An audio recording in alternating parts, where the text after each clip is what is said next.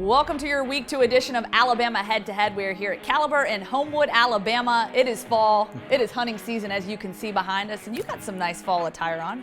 Who are you wearing? It's like the award show. Onward Reserve, right? It is fall. That's why it's Week 2 of college football. Arkansas State in the opener at Bryant-Denny. Danny Sheridan says the point spread is 36.5. Let's start this week with 3 and out. Okay, in this segment, we're talking about 3 prop bets of sorts, things that are probable to happen or not, because you know sometimes you like to disagree with me, Jimmy. That's right. But I'll let you go first. We're going first down, smack talk. Louisville smack talk the heck out of Alabama, but Alabama pretty much shut them up. So how many teams from here on out are going to smack talk the Crimson Tide? Well, you start looking down and how many teams can actually play with Alabama. Last year, Alabama had the largest margin of victory of anybody in the country at 27.4. I expect that to go up. So probably not until LSU will you get anybody willing to do what Louisville did and say, I think we can shut Alabama down.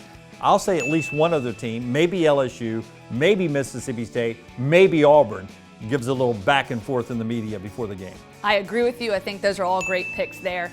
There is no way that the smack talk ends here. No chance in heck, because it's football. It's competitive. That's the way it's supposed to be. All right, we're going second down.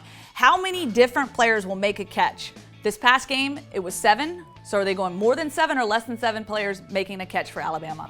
First, as an Alabama fan, I hope a lot of people were refreshed that so many different people caught passes, 7 different guys. That's Tua's strength, his ability to distribute the ball to many different people. The receivers look fantastic. I think that number actually goes up against Arkansas State, a Sun Belt contender this week. I think as many as 9 Alabama players, a couple of more tight ends, make catches this week. And I'm going to have to agree with you on that one as well. I think that in a football game like this, you got to distribute the ball. One question, though, people want to ask with the new redshirt freshman rule, do we see less players going out there? But Nick Saban has told us he's not letting that play into his game plan week in and week out. So there's that.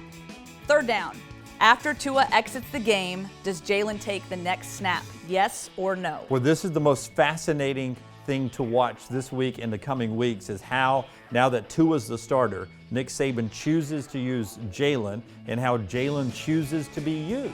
Does he want to leave Alabama in December with a degree and 2 years of eligibility? Or does he want to be all in this year and leave Alabama with a degree and 1 year of eligibility?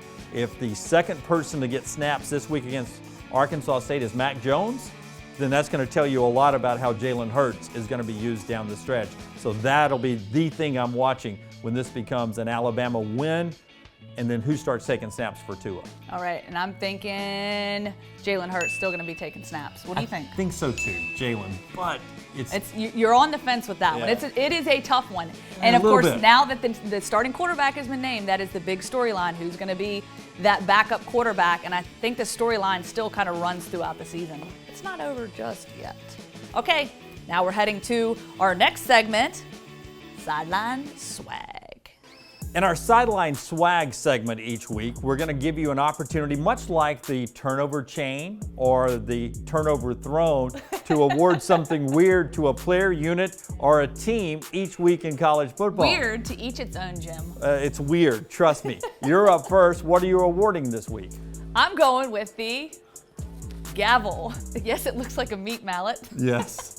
But it is my gavel because, you know, they got to dress it up. It's got to be fancy. So this is the silver-plated gavel, and this goes to Nick Saban. Tua Tagovailoa is now the starting quarterback. Case closed. Okay, I'm going with the golden lit candle. Oh. But I, too, am giving this to Tua this week. Oh. If you can get it lit, because it was a long quarterback battle, but finally, a light, if you will, at the end of the tunnel of this quarterback controversy with Tua as the starter. It's not a turnover chain, but it'll work this week in our Sideline Swag. I like it.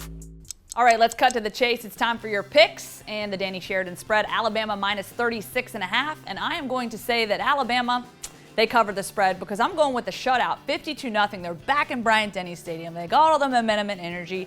You know, we'll see Tua out there for probably the first 2 quarters of the game.